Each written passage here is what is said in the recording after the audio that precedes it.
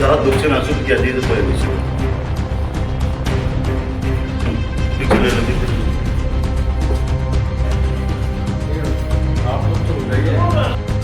বাড়ি শালবাগান বেসা করা তিন দিন ধরে আসতে পাওয়া যেতেছে না।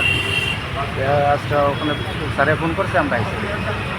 তো নাম বিশাল দাস, বিশাল দাস, বয়স হয়েছে 35।